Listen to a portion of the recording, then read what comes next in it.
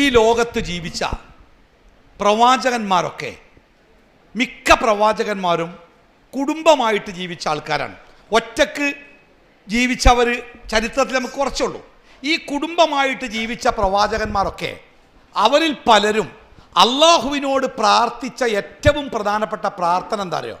പടച്ചോനെ, ഞങ്ങൾക്ക് സ്വാലിഹായ മക്കളെ തരണമേ എന്നാണ് ആ മാതാപിതാക്കൾ, ആ പ്രവാചകന്മാർ അള്ളാഹിനോട്. ഇബ്രാഹിം നബിൻ്റെ പ്രാർത്ഥന, സക്കരിയ നബി അലൈഹി സ്വലാത്തു വസ്സലാമിൻ്റെ പ്രാർത്ഥന, ആ പ്രാർത്ഥനകളിലൊക്കെ കാണുന്നത് അള്ളാഹുവേ സ്വാലിഹായ മക്കളെ. നമ്മളൊക്കെ ചിലപ്പോൾ കുട്ടികളുണ്ടാവാതെ വരുമ്പോൾ, കല്യാണം കഴിഞ്ഞ് ഒരു 4-5 കൊല്ലം മക്കൾ ജനിക്കാതെ വരുമ്പോൾ പ്രാർത്ഥിക്കാറുണ്ട്, പടച്ചോനെ ഏതെങ്കിലും കോലത്തിൽ ഒരു കുട്ടിനെ കിട്ടിയാൽ മതിയായിനി എന്ന് പ്രാർത്ഥിക്കുന്ന ആൾക്കാരെ നമ്മൾ കണ്ടിരിക്കണ്. പക്ഷേ എത്ര കാലമായിട്ടും ഒരു കുട്ടിയില്ലാതെ, ഇബ്രാഹിം നബിക്കൊക്കെ കുട്ടി ഉണ്ടായത് എപ്പോഴാണ്? നിങ്ങൾ വയസ്സായിക്കണ്.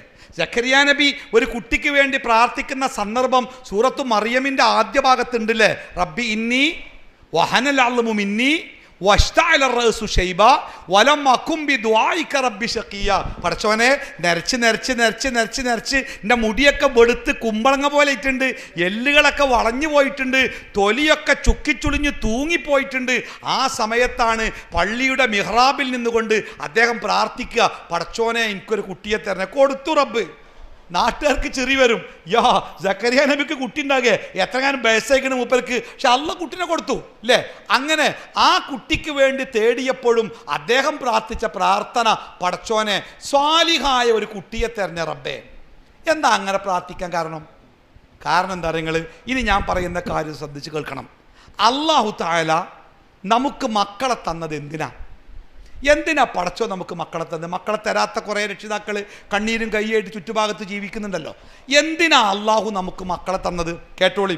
ഒന്ന്, നമ്മുടെ കുട്ടികൾ ഒരു അമാനത്താണ്. എന്താ അമാനത്ത് പറഞ്ഞാൽ?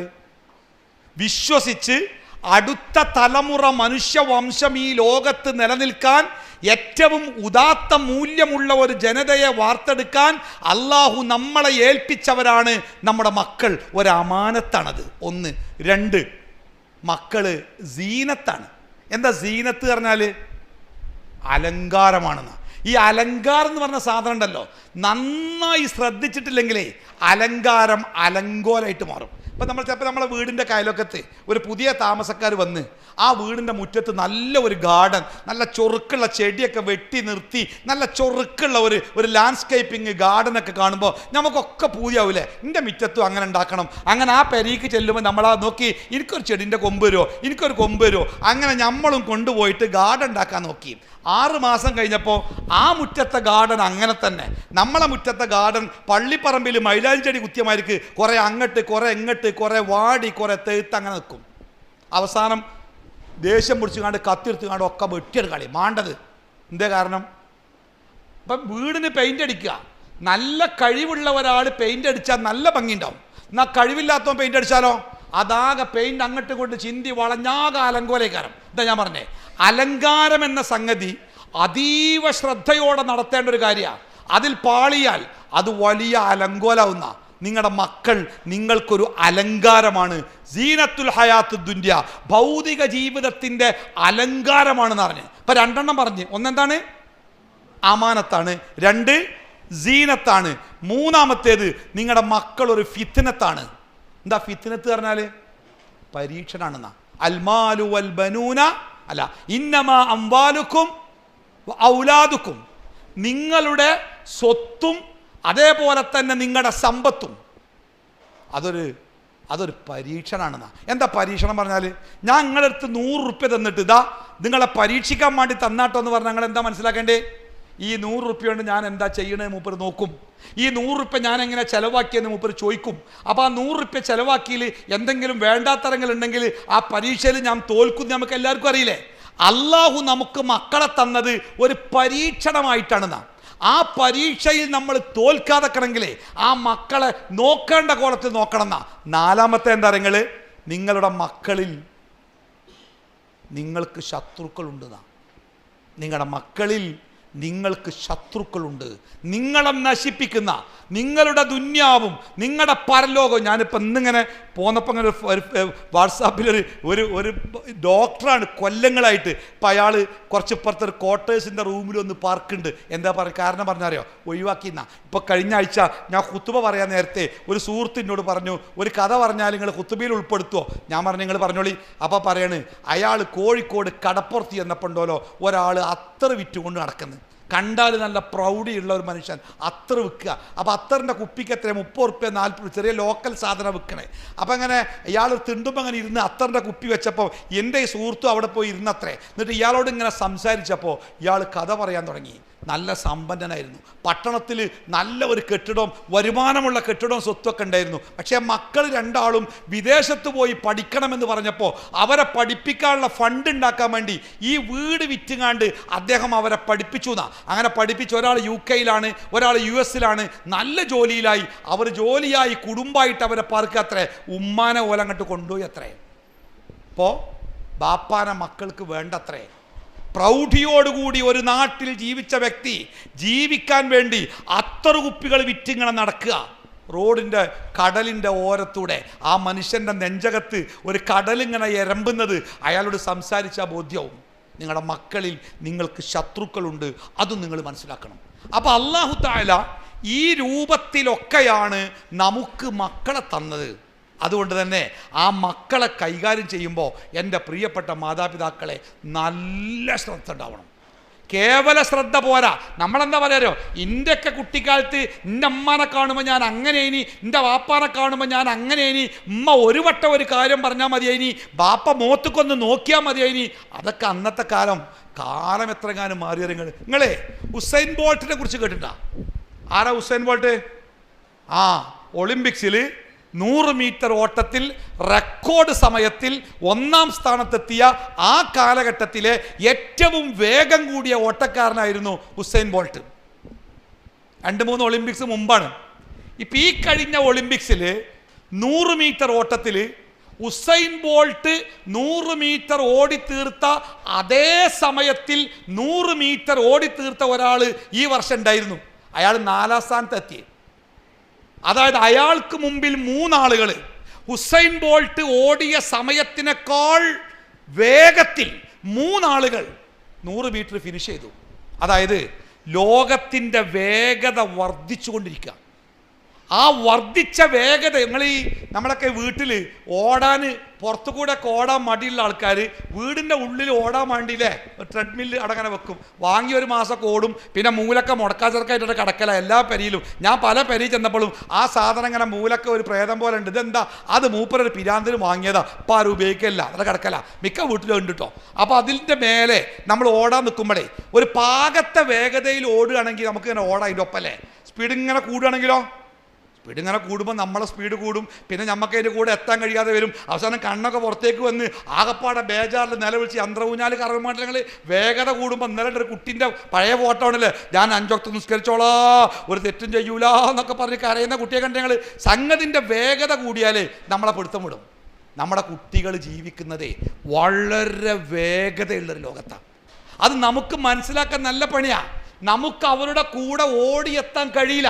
അവർ മനസ്സിലാകുന്ന വേഗതയിൽ കാര്യങ്ങൾ മനസ്സിലാക്കാനോ അവർ കാണുന്ന വേഗതയിൽ കാര്യങ്ങൾ കാണാനോ നമ്മളെ കൊണ്ട് കഴിയില്ല. അതുകൊണ്ട് തന്നെ നമ്മുടെ കുട്ടികൾ പാവങ്ങളാണ്. നമ്മളൊക്കെ ചെറുപ്പകാലത്ത് നമ്മൾ ബാപ്പാനെയും ഇമ്മാനെയും ആശ്രയിച്ച ജീവിച്ചിന്. ഒരു സംശയം ഉണ്ടെങ്കിൽ ബാപ്പാനോട് ചോദിക്കും, അല്ലെങ്കിൽ ഇമ്മാനോട് ചോദിക്കും, ഉമ്മയും ബാപ്പയും പറഞ്ഞു തരും, നമ്മൾ കേൾക്കും. ഇതായിരുന്നു നമ്മുടെ സിസ്റ്റം.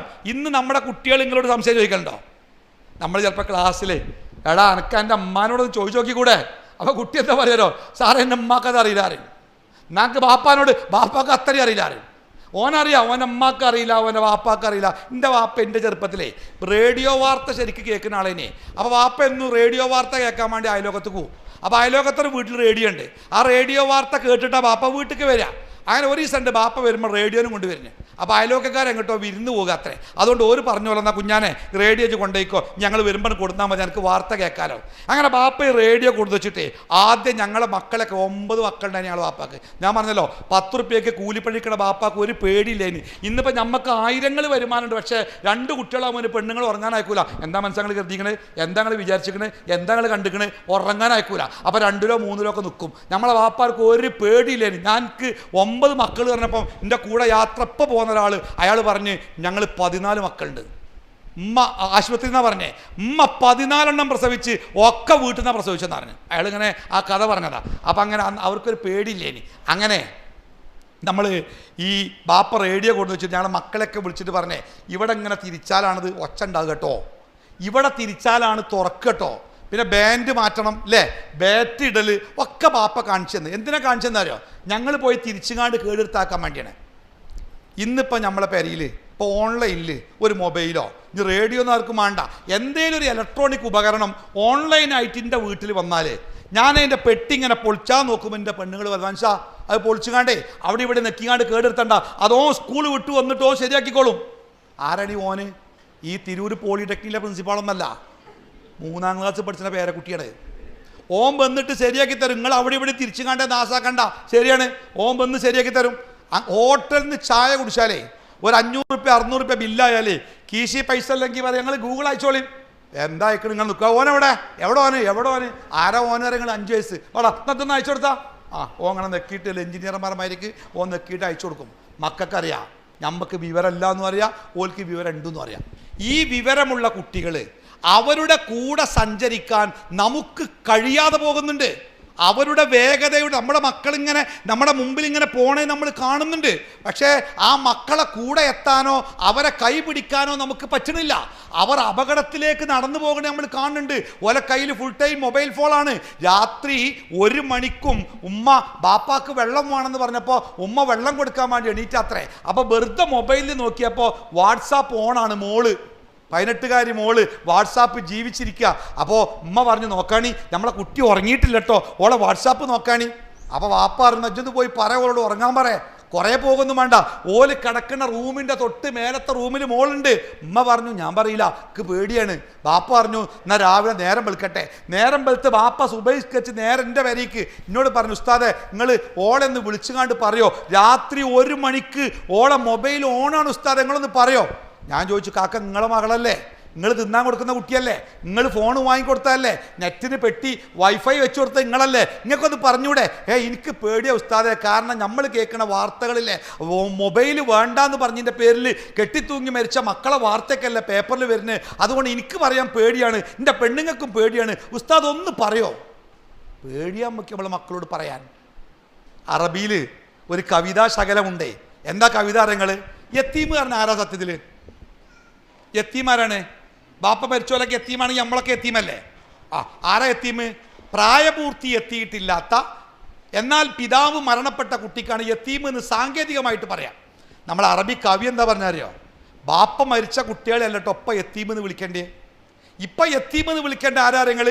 ഒരു കുട്ടിക്ക് ശരിയും തെറ്റും പറഞ്ഞു കൊടുക്കാൻ ആളില്ലാത്ത കുട്ടിയാണ് യത്തീം.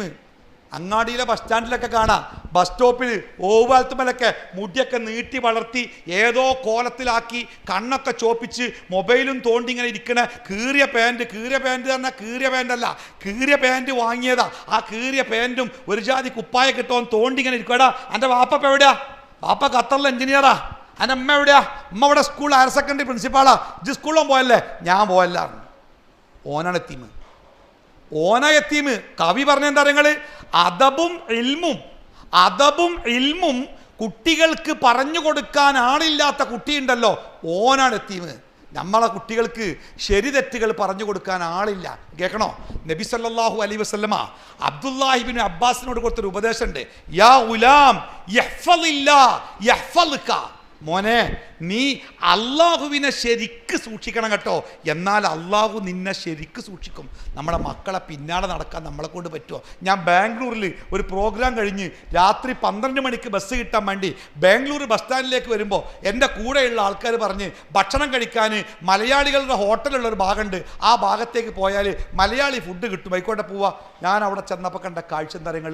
ആകെ കുട്ടികൾ റോഡിലും വരാന്തകളിലും ബൈക്കുമ്മൽ കാറുമ്മൽ കിടന്നും ഇരുന്നും എന്തൊക്കെയോ നമ്മൾ കണ്ണിൽ കാണാത്ത പറഞ്ഞാൽ വിശ്വസിക്കാത്ത ഒരു ലോകത്തെ കാഴ്ച. അപ്പം എൻ്റെ കൂടെ ഉള്ള ആൾ പറഞ്ഞ് അതൊന്നും നോക്കണ്ട, ഇവിടെ എന്നും ഇങ്ങനെ തന്നെയാണ്. അപ്പം ഞാൻ ചോദിച്ചു, ഇതൊക്കെ ഏതാ ബംഗാളികളോ? ധാരാ മനുഷ്യന്മാർ? ബംഗാളികളെന്നല്ല, നമ്മളെ നാട്ടിലെ പൈസ ഉള്ള വാപ്പാര മക്കളാണ്. ലക്ഷങ്ങൾ കൊടുത്തിട്ട് നല്ല കോളേജിൽ സീറ്റ് വാങ്ങിക്കൊടുത്തിട്ട് മക്കളെ പഠിപ്പിക്കാനാങ്ങിയിട്ട് ബാപ്പിയമ്മയും വീട്ടിൽ സമാധാനത്തോടെ ഇരിക്കുക. എൻ്റെ കുട്ടി നല്ല വായിച്ച് പഠിക്കാറപ്പം ആ പഠിക്കുന്ന കാഴ്ചയാണ് ഞാൻ ഈ കണ്ടത്. പൊന്നാര രക്ഷിതാക്കളെ, നമ്മുടെ കുട്ടികൾ നമ്മുടെ ഒരു സ്വത്താണ്. അത് പറയാൻ കാരണം എന്താ? ബാക്കിയുള്ള സ്വത്തൊക്കെ നമ്മുടെ ശ്വാസം നിലച്ചു പോയാൽ ഇവിടെ ഇട്ട് പോകും. നമ്മൾ ഒന്നും കൊണ്ടുപോവില്ല, നയാ പൈസ കൊണ്ടുപോവില്ല. എത്ര വലിയ കോടീശ്വരനും വെറും മണ്ണിൽ. ഞാൻ മക്കത്ത് വെച്ച് ഞങ്ങളുടെ കൂടെയുള്ള ഒരു ഹാജി മരിച്ചേ. അപ്പോൾ ഹാജിൻ്റെ മയ്യത്ത് മറവ് ചെയ്യാൻ വേണ്ടി ഞാൻ പോയി. അപ്പോൾ അവിടെ എത്തിയപ്പോൾ അവിടുത്തെ ആളിനോട് പറഞ്ഞു, അവിടെ നമ്മളിവിടുത്തെ കബറ് പോലെ ഇടുങ്ങിയ കബറൊന്നല്ല കേട്ടോ, ഓലെ കബറ്. നമ്മളെ കബർ ആരാണ് ആ കബറിൻ്റെ രൂപം പഠിപ്പിച്ചത്? എന്ത് പേടിയാണ്! ഇന്നൊക്കെ ആ കബർക്ക് വെച്ചാൽ നിലത്തിട്ടില്ല, ഞാനൊക്കെ അടിയിൽ ഇങ്ങനെ നിൽക്കും. അങ്ങനെ ഇടുങ്ങിയിട്ടാ, കൈകൊണ്ട് വെക്കാൻ പറ്റാതെ തോർത്തുമുണ്ടോണ്ട് ഇങ്ങനെ തൂക്കി ഇറക്കല കബറിലേക്ക്. അങ്ങനെ ഞാൻ പല സ്ഥലത്തും പരിശോധിച്ച്. അങ്ങനെ കബറുണ്ടാക്കാൻ ഇസ്ലാമിലുള്ള നിർദ്ദേശമുണ്ടോ? ഒരു നിർദ്ദേശമല്ല അത്രേ. ഞാൻ മക്കത്ത് ചെന്ന് നോക്കുമ്പോഴേ ആ കബറ് കണ്ട് ഞാൻ അത്ഭുതം. മരിക്കണേക്ക് അവിടുന്ന് മരിക്കണം. ഒരു 3.5 അടി വീതിയിലൊരു കുഴി, 3.5 അടി വീതി. ഈ 2 ടൈലിൻ്റെ വീതി ഉണ്ട്, ഇത് 4 അടി ഇല്ലേ, ഇത്ര വീതിൻ്റെ ആ കുഴി. ആ കുഴിൻ്റെ ഉള്ളിലൊരു കോണി, ആ ഇരുമ്പിൻ്റെ കോണി. ഇന്നോട് പറഞ്ഞ് താഴേക്ക് ഇറങ്ങി പറഞ്ഞു. ഞാൻ ആ കോണിമ കൂടെ താഴെ ഇറങ്ങി. ഒരാളെ ഉയരണ്ട് കുഴിയിൽ. അവിടെ ഇറങ്ങിയിട്ട് എന്നിട്ട് ആ മയ്യത്തിന് ഇറക്കി തന്ന്. പറഞ്ഞു മയ്യത്ത് ഇങ്ങനെ സൈഡിക്ക് കിടത്താൻ പറഞ്ഞു. ഞാൻ ആ സൈഡിക്ക് മയ്യത്ത് കിടത്തി. എന്നിട്ട് എന്നോട് പറഞ്ഞു, ഒരു പിടി മണ്ണ് വാരിയിട്ടേ ആ മുഖത്തെ കെട്ടയച്ചിട്ടേ ആ കവിളിൻ്റെ ഭാഗം ഉണ്ടല്ലോ അവിടെ, എന്തിനാ എനിക്കറിയില്ല, പക്ഷെ മണ്ണിട്ട് കൊടുക്കാൻ പറഞ്ഞു. എന്നിട്ട് എന്നോട് പറഞ്ഞു, അവിടെ നിന്നാണ് ഒരു മനുഷ്യൻ്റെ ജീവിതം പുഴുക്കൾ തിന്നാൻ തുടങ്ങുക. നമ്മളെ ജീവിതത്തിൽ നമ്മൾ ഏറ്റവും ചൊറുക്കുള്ള ഭാഗമായിട്ട് എപ്പോഴും കണ്ട ഇതല്ലേ, ഇവിടെ ഇങ്ങനെ കൊപ്പിയിട്ട് 1/2 ഇഞ്ച് കട്ടിയിൽ പൗഡറൊക്കെ ഇട്ട്. ഇപ്പോഴത്തെ കുട്ടികളൊക്കെ കൊറിയൻ ഡ്രാമയൊക്കെ കണ്ട പെൺകുട്ടികളല്ലേ, അങ്ങനെ പുട്ടിയൊക്കെ ഇട്ട് പെയിൻ്റൊക്കെ അടിച്ച് കവിളൊക്കെ ചോപ്പിച്ച്. ഈ കവിളിലൂടെയാണ് അത്രേ നമ്മുടെ ശരീരത്തിലേക്ക്, നമ്മുടെ ശരീരം തിന്ന് നശിപ്പിക്കാനുള്ള പുഴുക്കളുണ്ടല്ലോ, ആ പുഴുക്കൾ കയറി വരുമ്പോൾ. നമ്മളൊക്കെ ചില നാട്ടിൽ കബറിൽ വെക്കുമ്പോഴല്ലേ അവർ സിസ്റ്റം ഉണ്ട്, തുണി മാറ്റിയിട്ട് ഈ കവിള് മണ്ണിക്ക് ഇങ്ങനെ ചേർത്ത് വെക്കുന്ന ആൾക്കാർ നമ്മൾ കാണാറുണ്ട് അല്ലേ. എത്ര സമ്പന്നനാണെങ്കിലും ബാപ്പ തലയിണയില്ലാതെ കിടക്കാൻ കഴിയില്ല എന്ന് മക്കൾക്കറിയാം. എന്നാലും ബാപ്പാൻ്റെ മയ്യത്ത് കൊണ്ടുപോകുമ്പോൾ ഒരു മക്കളും തലയിണ കൊടുക്കാറില്ല, വെറും നിലത്താ കിടക്കുക. അത്രയേ ഉള്ളൂ കേട്ടോ നമ്മുടെ ജീവിതം, അതേ ഉള്ളൂ. അപ്പോഴും നമുക്ക് കൂട്ടായിട്ടേ നമ്മുടെ മക്കളുണ്ടാവുന്ന, നമ്മുടെ കോടിക്കണക്കിൻ്റെ സ്വത്തൊക്കെ ആരെങ്കിലും കൊണ്ടുപോകും. കള്ളന്മാരും പിടിച്ചുവരിക്കാരും പറ്റിച്ചും നമ്മളെ കുട്ടികളൊക്കെ തെണ്ടിച്ചും അതൊക്കെ ആരെങ്കിലും പാട്ടിലാക്കും. പക്ഷെ നമ്മുടെ മക്കളുണ്ടല്ലോ, പടച്ചോനെ എൻ്റെ ബാപ്പാക്ക് പുറത്തു കൊടുക്കണേ, എൻ്റെ അമ്മാക്ക് പുറത്തു കൊടുക്കണേ, കരുണ കാണിക്കണേ എന്ന് പറയാൻ ഒരു കുട്ടി നമുക്കുണ്ടെങ്കിൽ, എൻ്റെ സഹോദര, ഹബീബായ റസൂൽ പറഞ്ഞത് വലദുൻ സ്വാലിഹുൻ യദ്ഉ ലഹു, അവന് വേണ്ടി പ്രാർത്ഥിക്കുന്ന. അപ്പം നമ്മളൊക്കെ വാപ്പാരന്മാരെ നമുക്ക് ഇത്ര ഓർമ്മ ഉണ്ടായിട്ട് ഞാൻ ചോദിക്കട്ടെ, നിങ്ങൾ വാപ്പാക്കും ഉമ്മാക്കും വേണ്ടി പ്രാർത്ഥിച്ചിട്ട് എത്ര കാലമായി? ഒന്ന് മനസ്സറിഞ്ഞ്, ഒന്ന് കണ്ണ് നിറഞ്ഞ്, പടച്ചോനെ എൻ്റെ വാപ്പാക്ക് പുറത്തു കൊടുക്കണം, എൻ്റെ അമ്മാനോട് കരുണ കാണിക്കണമെന്ന് ഒന്ന് കണ്ണ് നിറഞ്ഞ് പ്രാർത്ഥിച്ച് എത്ര കാലമായി അല്ലേ? അതെ. അപ്പോൾ നമ്മളത്രയും നമ്മളെ കുട്ടികൾക്ക് നമ്മളായിട്ട് ബന്ധമല്ല. ഈ കുട്ടികൾ നമ്മളെ ഓർക്കുമോ? ഓരോ ഈ സന്തോഷത്തിൻ്റെ, ആഹ്ലാദത്തിൻ്റെ, ആർഭാടത്തിൻ്റെ ജീവിതത്തിൽ അതിൻ്റെ ഇടയ്ക്ക് എപ്പോഴെങ്കിലും ഈ ബാപ്പാനെയും ഇമ്മാനെയും ആ മക്കൾ ഓർക്കുമോ? ഓർക്കണ്ടേ? ഓരോ ഒരു തേട്ടം നമുക്ക് കിട്ടണ്ടേ? നാളെ പടച്ചോനെ നിൻ്റെ ബാപ്പാനും ഇമ്മാനെയും നരകത്തിലിടരുതേന്ന് റബ്ബിനോട് പറയാൻ പറ്റിയ കുട്ടികൾ നമുക്ക് വേണ്ടേ? അതുകൊണ്ടാണ് റസൂൽ പഠിപ്പിച്ചത്, ഒരു കുട്ടിക്ക്, ഒരു മാതാപിതാക്കൾ തൻ്റെ മക്കൾക്ക് കൊടുക്കുന്ന ഏറ്റവും വലിയ സമ്മാനം, മാ നഹല വാലിദുൻ ലിവലദി, ഏതൊരു മാതാപിതാക്കളാവട്ടെ തൻ്റെ മക്കൾക്ക് കൊടുക്കുന്ന ഏറ്റവും വലിയ സമ്മാനം അദബുൻ ഹസൻ, നല്ല മര്യാദകൾ, മതപരമായ കാര്യങ്ങൾ അത് അവർക്ക് പഠിപ്പിച്ചു കൊടുക്കുക, അത് പകർന്നു കൊടുക്കുക. റസൂൽ പറയണേ, മോനെ യഹ്ഫളില്ല, നീ അള്ളാനെ സൂക്ഷിക്കണം കേട്ടോ. അങ്ങനെ സൂക്ഷിച്ചാൽ യഹ്ഫളുക, അള്ളാഹു നിന്നെ സൂക്ഷിക്കും. തീർന്നില്ല, യാ ഗുലാം യഹ്ഫളില്ല, മോനെ നീ അള്ളാനെ സൂക്ഷിച്ചോ. അങ്ങനെ സൂക്ഷിച്ചാൽ തജിദുഹു തുജാഹക്, ഏത് പ്രതിസന്ധിയിലും പടച്ചോ നിന്റെ മുമ്പിലുണ്ടാവും. പത്ത് നമ്മളെ കുട്ടികളെ ഏറ്റവും വലിയ പ്രശ്നം എന്താ? ചെറിയൊരു വിഷയത്തിൽ ആത്മഹത്യ. ഞാനൊക്കെ ഒരു സ്ഥാപനം നടത്തുന്ന ആളാണ്. ഉറക്ക വച്ചിട്ടാലേ പിന്നെ ആ കുട്ടീനെ കാണൂല. അപ്പോൾ ഒപ്പമുള്ള കുട്ടി പറയും, സാറേ ഓള് ബാത്റൂമിൽ കയറി വാതിലടച്ചിക്കണ്. പിന്നെ കൊട്ടി തുറന്ന് അങ്ങോട്ടും ഇങ്ങോട്ടും കാണാം, കയ്യുമ്മൽ ചോര കൊൽപ്പിച്ച് നിൽക്കണ്, കുപ്പിച്ചില്ല്, ബ്ലേഡും പൊട്ട്. എന്താണ് കിട്ടിയത്? അതുകൊണ്ട് മുറിച്ച ആത്മഹത്യാ പ്രേരണ. എന്തിനാ കുട്ടികളെ പറയണല്ലേ? കൈക്കൂലി വാങ്ങിയെന്ന് ഒരു ജില്ലയിലെ മുതിർന്ന ഉദ്യോഗസ്ഥനെ കുറിച്ച് ഒരാൾ അപവാദം പറഞ്ഞപ്പോഴേക്ക് പിന്നെ കണ്ട എന്താ അറിയോ? അത്രയേ ഉള്ളൂ മനുഷ്യൻ്റെ ഉറപ്പ്, മനസ്സുറപ്പ്. അതുകൊണ്ട് നമ്മളെ മക്കളെ പ്രത്യേകം പഠിപ്പിക്കണം. മക്കളെ, എഫലില്ല, നിങ്ങൾ അല്ല പറയുന്ന പോലെ നടന്നാലേ തെജിദുഹു തുജാഹക്ക് എന്ന് പറഞ്ഞ അർത്ഥം എന്താ അറിയോ? ഏത് പ്രതിസന്ധിയിലും നിങ്ങൾക്ക് പരിഹാരമായി, നിങ്ങൾക്ക് വിമോചനമായി, വിജയത്തിൻ്റെ മാർഗമായി പടച്ചോ നിങ്ങളുടെ മുമ്പിൽ വരും. അപ്പം നമുക്ക് വിശുദ്ധ ഖുർആനിൽ സൂറത്തുൽ ജുമുഅയുടെ 2-ാമത്തെ ആയത്തുണ്ടല്ലേ, ഹുവല്ലദീ ബഅസ ഫിൽ ഉമ്മിയീന റസൂലൻ മിൻഹും യത്ലു അലൈഹിം ആയാതി വയുസക്കീഹിം. ഏത് വഴിവിട്ട മനുഷ്യന്മാരെയും നന്നാക്കാൻ അള്ളാഹു കൊടുത്തയച്ച ദിവ്യ ഔഷധമാണ് ഖുർആൻ. ഖുർആൻ കാണാതെ പഠിപ്പിച്ചാൽ മാത്രം പോരട്ടോ. ചില ആൾക്കാർ വിചാരിക്കും എൻ്റെ കുട്ടി ഞാൻ ഹാഫിലാക്കിക്കണേ, എന്നിട്ടോ ഒരൊക്തോ നിസ്കരിക്കലുണ്ടാവില്ല. അതുകൊണ്ട് കാര്യമല്ല.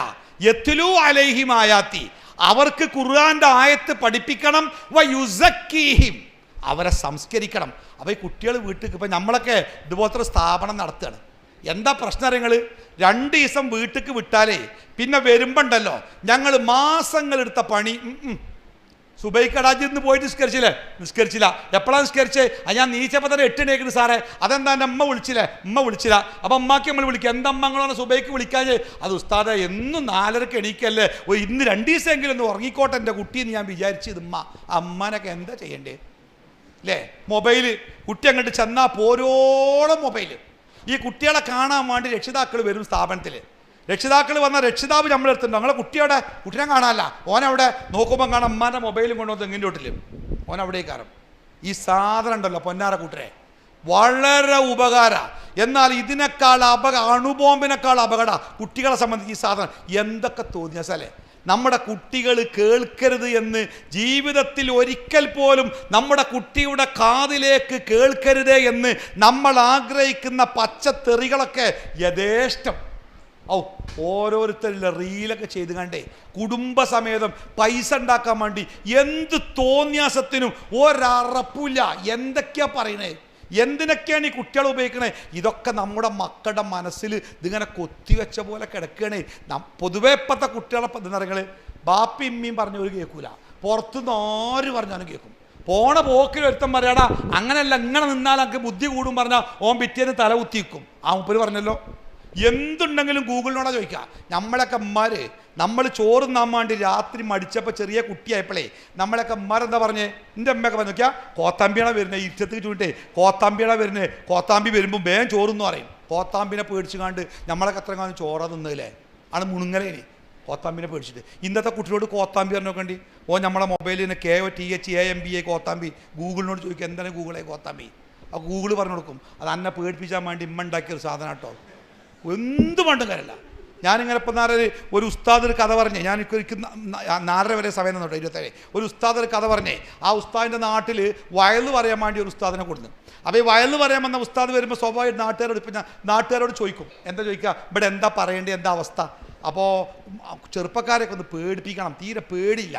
അപ്പോൾ ഈ വയല് പറയാൻ വന്ന ഉസ്താദ് പറഞ്ഞു, ഒന്നൊരു കാര്യം ചെയ്യുക, എൻ്റെ വിഷയം മരണമായിക്കോട്ടെ, മരണത്തെ പറ്റി പറഞ്ഞാൽ ഓർക്ക് പേടിയാകുമല്ലോ. അപ്പോൾ അവിടുത്തെ ഖാദിയർ പറഞ്ഞു, നിങ്ങൾക്ക് ഈ കുട്ടികളെ കഥ അറിയില്ലായിരുന്നു. അയാൾ ഒരു കഥ പറഞ്ഞു കൊടുത്തേ. അവിടെ പള്ളിക്ക് പഴയൊരു മയ്യത്തും കട്ടിലുണ്ടായിന്, ഈ മരത്തിൻ്റെ ഭയങ്കര വെയിറ്റാണ്.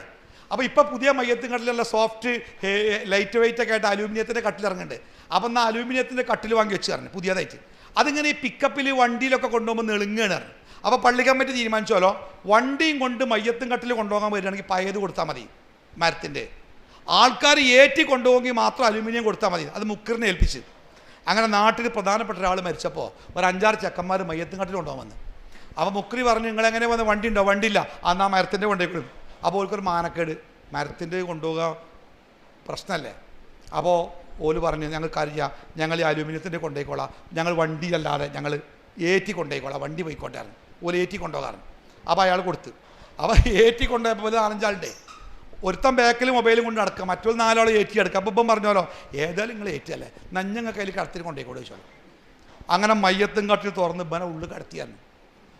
കടച്ച് ഓല് ലാ ഇലാ ഇല്ലല്ലാ പറഞ്ഞ് അങ്ങോട്ട് മരിച്ച പേരേക്ക് അങ്ങോട്ട്. ആൾക്കാർ വിചാരിച്ചത് ഇങ്ങോട്ടെന്താ മയ്യത്തും കൊണ്ട് വരുന്നത്. അങ്ങനെ മിറ്റത്ത് മയ്യങ്ങത്ത് ഇറക്കി വെച്ച് തുറന്നപ്പോൾ ഇപ്പം അങ്ങനെ വീശിക്കുന്നുണ്ട്. എന്നിട്ട് ഇപ്പം ആകെ ഒരു സങ്കടം എന്താ അറിയോ, മയ്യത്തും കട്ടിലുള്ളിൽ കാരണം സെൽഫി എടുക്കാൻ നോക്കിയിട്ട് കിട്ടിയില്ലായിരുന്നു. കാരണം ആകെ ഇരുട്ടാണല്ലോ. നമ്മളൊക്കെ പണ്ട് എനിക്ക് ഓർമ്മയുണ്ട്, മഗ്‌രിബ് നിസ്കരിച്ചുകൊണ്ട് ഔത്തപ്പള്ളിയിൽ നിന്ന് തായരീക്ക് ഇറങ്ങുമ്പോൾ അവിടെ മയ്യത്തും കട്ടിൽ ഇങ്ങനെ കെട്ടി തൂക്കിയത് കണ്ടാൽ മഗ്‌രിബിൻ്റെ നേരത്തെ ഒരു പേടിയാണ്, ഒരാളല പുറത്തു കൂടെ പോകുക. എന്നിട്ട് അതിലെ പോയാൽ ചെരുപ്പിടാൻ എളുപ്പമാണ്. എന്നിട്ട് ഇതിലെങ്ങനെ പോയിട്ടാണ് ചെരുപ്പിടുക, പേടിൻ്റെ ഊക്കൊണ്ട്. ആ മയ്യത്തും കട്ടിൽ അവൾ കയറി സുഖമായിട്ട് പോണത്. ഇപ്പോഴത്തെ തലമുറ അങ്ങനെയാണ്. നമ്മൾ പറഞ്ഞാൽ കേൾക്കുന്ന ഒരു ലോകത്തല്ല. പിന്നെ ഓലെ കൂടെ നിർത്താൻ ഒരൊറ്റ മാർഗമുള്ളൂ. എന്താ നിങ്ങൾ, സ്നേഹം മാത്രം ചേർത്ത് പിടിച്ചിട്ട് ഇപ്പം നമ്മളെ കയ്യിൽ നിന്ന് വിലയുള്ളൊരു സാധനം വീണ് പോയാൽ നമ്മൾ എങ്ങനെ എടുക്കുക? ഒരു പേപ്പറൊക്കെ വീണ് പോയാൽ കാലുകൊണ്ട് എടുക്കുക. ഒരു വിലൻ്റെ മൊബൈലൊക്കെ വീണാൽ ഞാൻ കുമ്പിട്ട് കുത്തിർന്നുകൊണ്ടാണ് ആ മൊബൈൽ എടുക്കുക. നമ്മളെ കുട്ടിയേക്ക് വല്ലതും പറ്റിയാലേ നമ്മൾ ഇരിക്കണം, അവരെ ചേർത്ത് പിടിക്കണം. അവരെ നമ്മളിൽ നിന്ന് അവരെ അകറ്റുവാൻ വേണ്ടി കാത്തിരിക്കുന്ന രാഷ്ട്രീയം, പ്രത്യയശാസ്ത്രം, കല, ഒരുപാട് സംഗതി ഉണ്ട്. പല രാഷ്ട്രീയ പാർട്ടികളും ശ്രമിക്കണ തന്നെ മാതാപിതാക്കളെയും മക്കളെയും അകറ്റാനാ. ഒരു സിനിമാ സംവിധായകൻ പറഞ്ഞില്ലേ, എൻ്റെ സിനിമ കണ്ടിട്ട് 10 കുടുംബങ്ങളെങ്കിലും ഭാര്യ ഭർത്താക്കന്മാർ പിരിഞ്ഞിട്ട് സ്വർഗരതിക്ക് വേണ്ടി പുറപ്പെട്ടാൽ എൻ്റെ പ്രയത്നം വിജയിച്ചു എന്നാ. ആചാര്യ സിനിമ ഇറങ്ങണേ, കല, പാട്ട് ഒക്കെ വൃത്തികേടാ. ആ വൃത്തികേടിൻ്റെ കാലത്ത് നമ്മുടെ മക്കൾ ജീവിക്കുമ്പോഴേ അവരെ ചേർത്ത് പിടിക്കാൻ നമ്മളല്ലാതെ ആരാള്? അധ്യാപകർക്ക് പോതാ അധ്യാപകൻ ഇരിക്കുന്നു. ഞാനും ഒരു അധ്യാപകനാ. ഒരു കുട്ടിയോടുള്ള പെരുമാറ്റത്തിൽ ഞങ്ങൾക്ക് പരിധിയുണ്ട്. പണ്ടൊക്കെ ചൂരലെടുത്ത് അടിക്കുമായിരുന്നു, വയറ് പിരിച്ചിട്ട് അടിക്കുമായിരുന്നു, പെൺകുട്ടികളൊക്കെ നന്നായിട്ട് പേടിപ്പിച്ചിരുന്നു. ഇന്ന് പേടിയാ. ഒരു പെൺകുട്ടിൻ്റെ മുഖത്തേക്ക് തറപ്പിച്ച് നോക്കിയാൽ ഓള് 1098 വിളിക്കും, എൻ്റെ അധ്യാപകൻ എന്നെ പേടിപ്പിച്ചു എന്നാ പറയാ. പക്ഷെ അവിടെ കേൾക്കെ പീഡിപ്പിച്ചു എന്നാ. പിന്നെ ഓൻ ചെയ്യില്ല, പുറത്തിറങ്ങൂല. അതുകൊണ്ട് ഓരോ അധ്യാപകരും പരിധിക്കപ്പുറം പോകൂല, ഒരു നാട്ടുകാരും ഇടപെടൂല, ഒരു കാരണവരും ഇടപെടൂല. പൊന്നാര മാതാപിതാക്കളെ, നമ്മുടെ മക്കൾക്ക് നമ്മളെ ഉള്ളൂ. നമ്മുടെ മക്കളെ ഒഴിവാക്കിയാൽ ചില അമ്മമാരും പാപ്പാരും പറയേ, ഞാൻ പറഞ്ഞവൻ കേൾക്കൂല, പിന്നെ ഞാനെന്താ കാട്ടണേ, ഓനെ വാപ്പയിട്ട് പറയില്ല, പിന്നെ ഞാനെന്താ കാട്ടണേ. നമ്മളും കൂടി കൈയൊഴിഞ്ഞാൽ നമ്മുടെ മക്കൾക്ക് പിന്നെ ആരുമില്ലട്ടോ. നമ്മുടെ മക്കൾ സമ്പൂർണ്ണ യത്തീമുകളാവും. അതുകൊണ്ട് ഒരു കള്ളക്കച്ചവടക്കാരനും നമ്മളെ മക്കളെ വിട്ടുകൊടുക്കരുത്. ഒരു കള്ളക്കാമുകനും നമ്മുടെ മക്കളെ വിട്ടുകൊടുക്കരുത്. പൊന്നുപോലെ ഒരു ഈച്ച ദേഹത്തിരിക്കുന്നത് പോലും ഇഷ്ടപ്പെടാതെ നമ്മൾ പോറ്റി വളർത്തിയ നമ്മുടെ പൊന്നോമന മക്കൾ കഞ്ചാവ് പുകയുന്ന ഒരുത്തൻ്റെ മടിയിൽ ചുരുണ്ടുകൂടി കിടക്കുന്ന രംഗങ്ങളൊന്ന് ആലോചിക്കണേ. നമ്മുടെ നാട്ടിൽ നടന്നുകൊണ്ടിരിക്കുന്ന സങ്കടകരമായ കാഴ്ചകളാണ്. നമ്മൾ പൊന്നുപോലെ രാത്രിയൊക്കെ ഒഴിവുണ്ടെങ്കിൽ ആ കോഴിക്കോട് മൊഫ്യൂസൽ ബസ് സ്റ്റാൻഡോ എറണാകുളം KSRTC സൈഡിൽ കൂടെ നടന്നു നോക്കണ്ടേ. അങ്ങനെ അന്തം വിട്ട് നിൽക്കണ മനുഷ്യന്മാർ ചുമരുമ ചാരി നിലത്തിരുന്ന് കുനിഞ്ഞ് കഴുത്തൊടിഞ്ഞ് അങ്ങനെ ഇരിക്കുക. ആരാരങ്ങൾ MBBS ഒക്കെ പഠിക്കാൻ വേണ്ടി ലക്ഷങ്ങളും കോടികളും കടമെടുത്തിട്ട് ബാപ്പാരുമാരും സ്വപ്നങ്ങളുടെ ഭാണ്ഡക്കെട്ടുമായി പറഞ്ഞയച്ച മക്കളാണ് ഈ കുനിഞ്ഞിരിക്കുന്നത്, കഴുത്തൊടിഞ്ഞ് നടുവൊടിഞ്ഞ്. മയക്കുമരുന്നിൻ്റെ ലഹരിയുടെ, വൃത്തികെട്ട ലൈംഗിക വൈകൃതത്തിൻ്റെ, അരാജകത്വത്തിൻ്റെ, അരാഷ്ട്രീയവാദത്തിൻ്റെ, നിരീശ്വരവാദത്തിൻ്റെ വലിയ മായിക വലയത്തിൽ പെട്ടേക്കുക. ഒന്നുകൂടി പറയാം, മാതാപിതാക്കളായ നമ്മുടെ മക്കളെ കൈയൊഴിയരുത്. എത്ര വലുതായിക്കോട്ടെ, എത്ര വലുതായാലും അവൻ നമ്മുടെ മകനാണ്, നമ്മുടെ മകളാണ്. അവരെ നരകത്തിൻ്റെ തീയിലേക്ക് ഞാൻ എറിഞ്ഞു കൊടുക്കൂല. യാ അയ്യുഹല്ലദീന ആമനു, സത്യവിശ്വാസികളെ, ഖൂ അൻഫുസക്കും, നിങ്ങളുടെ സ്വന്തം ശരീരത്തെ നിങ്ങൾ കാക്കണം. വാഹിലീക്കും, നിങ്ങളുടെ കുടുംബത്തെയും നിങ്ങൾ കാക്കണം. നാറൻ, നരകത്തിൽ നിന്ന്. വഖൂദുഹന്നാസു വൽ ഹിജാറ, ആ നരകത്തിൻ്റെ ഇന്ധനം മനുഷ്യനും കല്ലുകളുമാണ്. മനുഷ്യനെയും കല്ലുകളെയും കത്തിക്കുന്ന ആ നരകത്തിൽ ഒരു വിറക് കഷ്ണം പോലെ നമ്മുടെ മക്കൾ കത്തരുത് എന്ന് പ്രിയപ്പെട്ട മാതാപിതാക്കളെ നമ്മുടെ മനസ്സിൽ നല്ല കൊതി ഉണ്ടാവണം. പ്രായം പ്രശ്നമാക്കണ്ട, പറഞ്ഞോളണം. പലപ്പോഴും ബാപ്പയും തെറ്റിലെവിടെ അറിയോ, ബാപ്പ പറഞ്ഞാൽ അമ്മ ഇടപെടും, ഉമ്മ പറയും ബാപ്പ ഇടപെടും. കുട്ടിയേക്കല്ല സുഖ, ഉമ്മ ഒന്ന് ചീത്തറിഞ്ഞാൽ പിന്നെ അടുത്ത വാക്ക് ബാപ്പയെ പറയാ. ബാപ്പ ഒന്ന് ദേഷ്യപ്പെട്ട് പറഞ്ഞാൽ നിങ്ങൾ എന്താ മനുഷ്യ ഓനോട് ഇങ്ങനെ പറയണേ, പിന്നെ അമ്മയെ പറയാ. മക്കൾ സേഫാ. അങ്ങനെ ആവരുത്. മക്കളുടെ കാര്യത്തിൽ മാതാപിതാക്കളെ നിങ്ങൾ ഒന്നാവണം. മക്കളുടെ കാര്യത്തിൽ നിങ്ങൾ ഒന്നാവണം. നിങ്ങൾ തമ്മിൽ തർക്കിക്കുന്നത് നിങ്ങളുടെ മക്കൾ കാണരുത്. റസൂൽ എന്താ പറഞ്ഞേ, ഭാര്യയും ഭർത്താവും തമ്മിലുള്ള പിണക്കം കിടപ്പറക്കുള്ളിൽ മാത്രം. ഉമ്മരപ്പടി കണ്ട് ഇറങ്ങിയാലേ ഒരു രണ്ടാളും ഒന്നാവണം. അവരൊന്നാവണം, അവരൊന്നു പറയണം. ബാപ്പ പറഞ്ഞതിനെ ഉമ്മ സപ്പോർട്ട് ചെയ്യണം, ഉമ്മ പറഞ്ഞതിനെ ബാപ്പ സപ്പോർട്ട് ചെയ്യണം. മക്കൾക്ക് തോന്നണം എൻ്റെ ഉമ്മയും ബാപ്പയും എന്നെ നന്നാക്കിയിട്ട് അടങ്ങും. അല്ലെങ്കിൽ അവരെ റാഞ്ചിയെടുക്കും. മയക്കുമരുന്ന്, നിരീശ്വരവാദം, ഭൗതികവാദം, അരാഷ്ട്രീയവാദം, അങ്ങനെ പല ആൾക്കാരെ കാത്തിക്കണേ. ഓരോരുത്തർക്ക് ഇഷ്ടം പോലെ പൈസ ഉണ്ട്, സംവിധാനമുണ്ട്, എല്ലാം ഉണ്ട്. നമ്മുടെ മക്കളെ നമ്മൾ കൈവിടരുത്. അള്ളാഹു തആല സ്വാലിഹായ മക്കളുടെ മാതാപിതാക്കളാവാൻ നമുക്കെല്ലാവർക്കും അള്ളാഹു അവസരം നൽകുമാറാവട്ടെ. നമുക്ക് വേണ്ടി പ്രാർത്ഥിക്കുന്ന നല്ല മക്കളായി നമ്മുടെ മക്കളെ വളർത്തിയെടുക്കാൻ അള്ളാഹു നമുക്ക് ഈമാനും ഇഖ്ലാസും പ്രദാനം ചെയ്യുമാറാവട്ടെ. നമ്മുടെ മക്കൾക്ക് വേണ്ടി നമ്മൾ അധ്വാനിക്കുന്ന അധ്വാനങ്ങൾ അത്രയും അള്ളാഹു തആല സ്വാലിഹായ അമലായി സ്വീകരിക്കുമാറാവട്ടെ. നമ്മൾ തളർന്നു പോകുമ്പോൾ നമുക്ക് താങ്ങാവുന്ന തണലാവുന്ന നമ്മളോട് കാരുണ്യമുള്ള നമ്മളെ ബഹുമാനിക്കുന്ന ആദരിക്കുന്ന നല്ല മക്കളായി നമ്മുടെ മക്കളെ പടച്ച റബ്ബ് വളർത്തി വലുതാക്കി തരുമാറാവട്ടെ.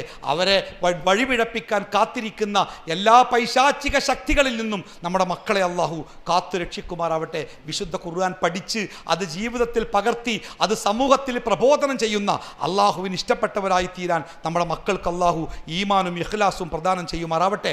റബ്ബന ആതിനാ ഫിദ്ദുനിയ ഹസന വഫിൽ ആഖിറതി ഹസനതൻ വഖിനാ അദാബന്നാർ വസല്ലല്ലാഹു അലാ മുഹമ്മദിൻ വഅലാ ആലിഹി വസഹ്ബിഹി അജ്മഈൻ. അൽഹംദുലില്ലാഹി റബ്ബിൽ ആലമീൻ. അസ്സലാമു അലൈക്കും വറഹ്മത്തുള്ളാഹി വബറകാതുഹു.